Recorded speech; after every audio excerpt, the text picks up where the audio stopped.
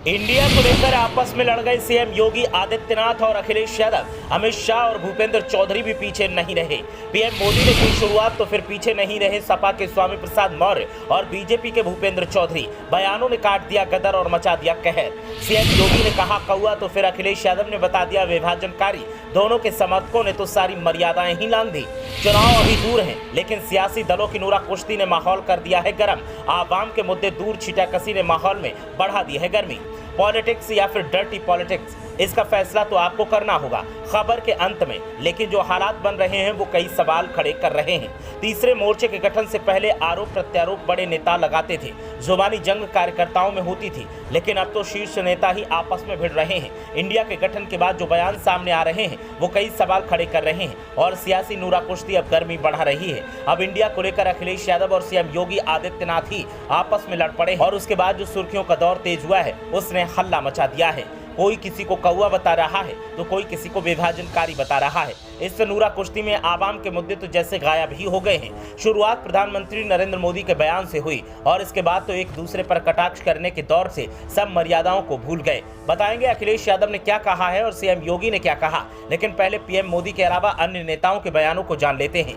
2024 में एनडीए को मात देने के लिए विपक्षी दलों ने अपने गठबंधन को नया नाम इंडिया दिया है, लेकिन अब इस नाम को लेकर लगातार सियासत हो रही है। खुद प्रधानमंत्री नरेंद्र मोदी ने इस नाम पर निशाना साधा। पीएम मोदी ने कहा कि इंडिया नाम रख लेने से कुछ नहीं होता। ईस्ट इंडिया कंपनी के नाम में भी इंडिया था, लेकिन उसने लोगों को ठगा और इंडियन मुजाहिदीन के नाम में भी इंडिया है। प्रधानमंत्री के इस बयान के बाद खासतौर से यूपी में सियासी माहौल गरमाया हुआ है। विपक्षी दलों के नेता कहीं न कहीं अपने गठबंधन के नाम को सही ठहराते हुए बीजेपी को घेरने में जुट गए हैं। समाजवादी पार्टी के विधान परिषद के सदस्य और पूर्व कैबिनेट मंत्री स्वामी प्रसाद मौर्य ने कहा कि इंडिया को इस घटिया बयानबाजी से नवाजे जाने से पहले प्रधानमंत्री जी को सोचना चाहिए था कि क्या startup India, stand up India, make in India, digital India योजनाओं के संचालन के पीछे भी यही घटिया सोच है। स्वामी प्रसाद मौर्य ने कहा कि प्रधानमंत्री ने इंडिया को इंडियन मुजाहिदीन और people's front of India company कहकर अपनी पार्टी का चरित्र परिभाषित किया है। वो कहीं न कहीं इस पर सवाल खड़े कर रहे हैं। हद तो तब हो गई जब मुख्यमंत्री योगी आदित्यनाथ ने कहा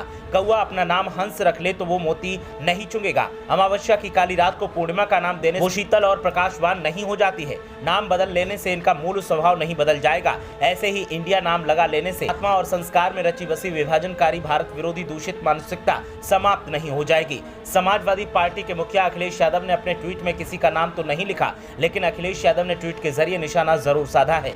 अखिलेश ने कहा जो लोग आजादी के आंदोलन में स्वतंत्रता सेनानियों की मुखबिरी कर रहे थे वो अब थोथे प्रवचन कर रहे हैं। अपने नाम में उपाधि लगा लेने से, एक चोगा धारण कर लेने से मूल स्वरूप छुपता नहीं। राजनीति को बंटवारे के हथियार के रूप में इस्तेमाल करने वाले विभाजनकारी अब अपने दिन गिन रहे हैं। केंद्रीय गृह मंत्री अमित शाह ने भी इस नाम को लेकर विपक्ष पर हमला बोला है। अमित शाह ने कहा कि अपने बुरे अतीत से छुटकारा पाने के लिए विपक्षी गठबंधन ने अपना नाम बदल लिया है। केवल नाम बदलकर इंडिया कर दिया गया है, लेकिन अपने पिछले कार्यों को आम आवाम कोई सार्वजनिक स्मृति से नहीं मिटा सकते। हमारे देश के लोग इतने समझदार हैं कि इस दुष्प्रचार को समझ सकेंगे और इस पुराने उत्पाद को नए लेवल के साथ उसी अस्वीकृति के साथ व्यवहार करेंगे। भूपेंद्र चौधरी ने कहा कि जिस प्रकार अंग्रेजों ने ईस्ट इंडिया कंपनी नाम रखकर भारत को लूटने की एवं इंडियन मुजाहिदीन ने इंडिया का नाम प्रयोग कर भारत को तोड़ने की साजिश रची, आज ठीक उसी प्रकार दिशाहीन और अवसरवादी विपक्ष भी इंडिया नाम रखकर देश की जनता को बरगलाने का काम कर रहा है।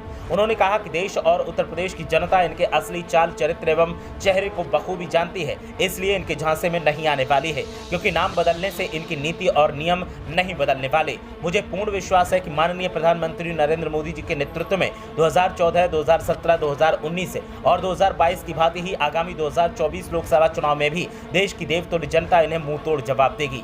जाहिर है जिस तरह से विपक्ष के गठबंधन के नाम को लेकर थाने में उनके हंगामे के खिलाफ शिकायत दर्ज की गई है, ऐसे में 2024 के लोकसभा चुनाव तक कहीं न कहीं सत्ताधारी दल इसे एक बड़ा मुद्दा बनाकर लोगों के बीच जाने की तैयारी कर रहे हैं। इंडिया को लेकर फिलहाल अभी तक ट्विटर पर वार है, लेकिन आने वाले दिनों में कहीं न कहीं ये जंग जमीन पर भी देखने को मिलेगी। फिलहाल अखिलेश यादव और सीएम योगी के बयानों के बाद तो हंगामा मचा हुआ है।